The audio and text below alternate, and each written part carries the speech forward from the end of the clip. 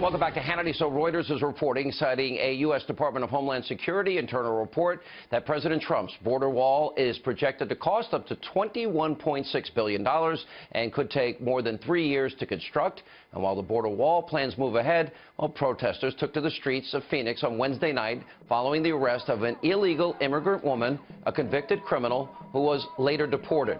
Joining us now with reaction is the Secretary of State of Kansas. Chris Kobach is with us. Good to see you, sir. How are you?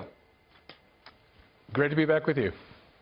You know, I know a lot of people were pushing for you to be in charge of the Department of Homeland Security. I also understand you met with the president. Did you talk specifically about the wall?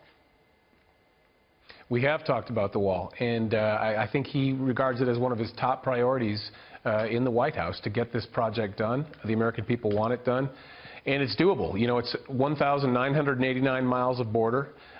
We only have about 386 miles right now that you would consider a true, impervious wall or serious fence. There's a lot to build, but, we put a man on the moon, and this is not a high-tech project. This is a low-tech project. This is, getting barriers in place, and it'll get done.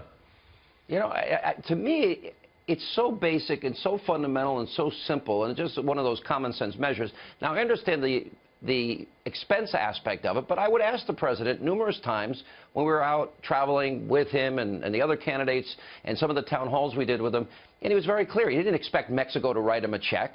He said, no, but when we renegotiate NAFTA or other trade deals or other economic deals, we will have so much of a financial benefit. That's how it'll get paid for. Do you agree that that is totally possible, as I do?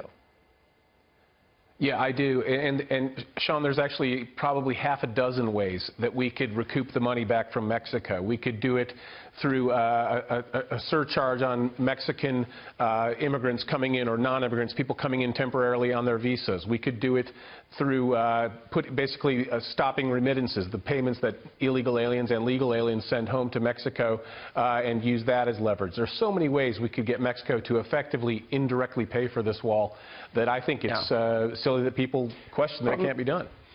As one of the most outspoken advocates, as I have been in favor of this wall for many, many years, we're talking about the 2006 law allows for 700-plus miles to be built. Is that enough from your perspective? You think that's enough?